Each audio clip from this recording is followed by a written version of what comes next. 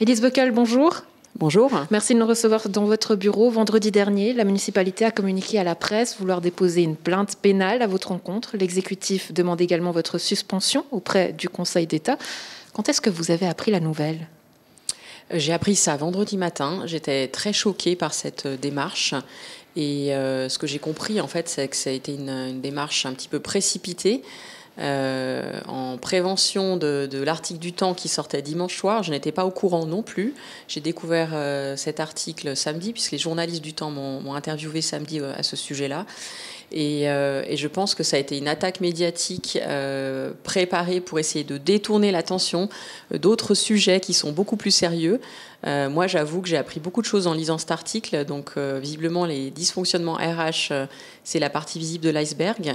Simplement pour vous dire à nouveau que moi, en tant que responsable des ressources humaines et de l'énergie, j'ai pris mon mandat très au sérieux quand je suis arrivée fin juin. J'ai reporté ces dysfonctionnements de ressources humaines à l'exécutif. Il y avait des comportements qui n'étaient pas acceptables, qui avaient un impact sur la santé d'autres employés. On a ensemble, de façon collégiale, décidé une enquête administrative. On a pris des décisions qui me paraissaient justifiées. Et je suis très étonnée de cette attaque médiatique. Et je pense que malheureusement, c'est l'arbre qui cache la forêt. On a essayé de me pointer du doigt, alors qu'il y a des choses, à mon avis, le syndic a une très très grosse responsabilité par rapport à des dysfonctionnements majeurs. Et j'avoue que je compte un petit peu sur le conseil communal maintenant pour que la démocratie fasse un petit peu la lumière sur tout ça. Et je crois j'ai reçu énormément de soutien. Donc je remercie tous les citoyens nyonnais et nyonnaises qui me soutiennent actuellement. Je pense qu'il y en a beaucoup qui en ont marre et qui voudraient que ça change, qu'on ait plus de démocratie, plus de transparence, une meilleure gouvernance et le respect du droit du travail. Ça, c'est mon job en tant que municipale ressources humaines. Élise Bockel, aujourd'hui, comment est-ce que vous vous sentez ? Écoutez, je suis quand même inquiète pour la suite, bien sûr, pour la ville d'Oignon. Moi, je souhaite le meilleur pour notre ville. Je souhaite que les choses s'apaisent. Encore une fois, cette annonce médiatique de vendredi, pour moi, c'était vraiment mettre de l'huile sur le feu. Moi, je cherche l'apaisement maintenant.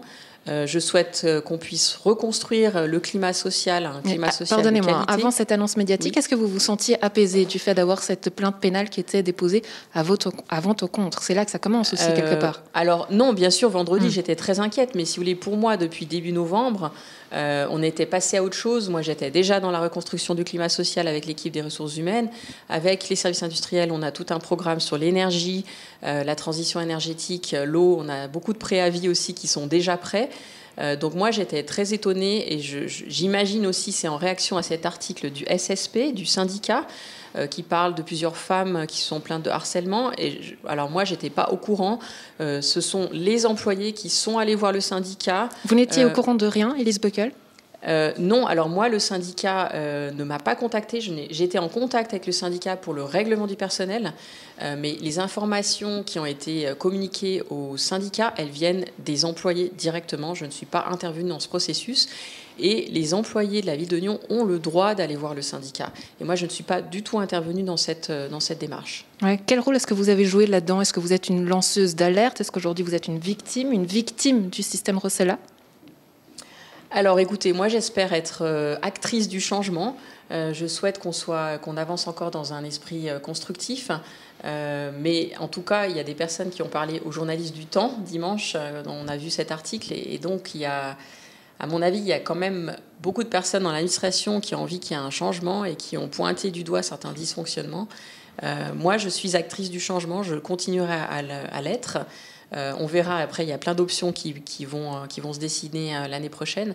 Mais pour l'instant, je continue à exercer mes fonctions. J'ai été élue par les citoyens nyonnais pour la démocratie, pour le respect du droit, pour le respect du droit du travail. Et puis ensuite, on verra en 2022 ce qui se passe. Ouais, comment vous allez faire pour opérer ce changement ? Vous nous dites que vous souhaitez continuer aujourd'hui votre mandat, mais le climat est très tendu au sein de l'exécutif et de la municipalité. Comment faire dans cette situation ? Écoutez, on va se parler avec mes collègues aujourd'hui, Pierre Vallone, Claude Udry et Alexandre Démétriades. On va voir comment on peut avancer. Moi, mon diagnostic, très honnêtement, c'est que Daniel Rossella n'a pas réussi à gérer cette crise. Ça fait 6 mois qu'on est quand même dans cette crise qui est vraiment partie de ce problème de ressources humaines au sein de son équipe, à l'administration générale.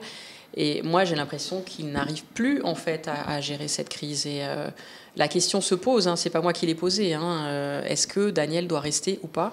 Moi, j'ai l'impression qu'il n'y arrive plus et on verra ce qui se passe. Donc après c'est Daniel les prochains Rossella mois. qui doit partir et non vous aujourd'hui, c'est ce que vous nous dites. La question se pose. Moi, avec toute l'affection que j'ai pour Daniel, j'avoue que je crois qu'il n'a pas réussi à gérer cette crise. Je pense qu'il y a peut-être des motifs que je ne connais pas. Il y a des choses que je ne connais pas dans tout ce dossier.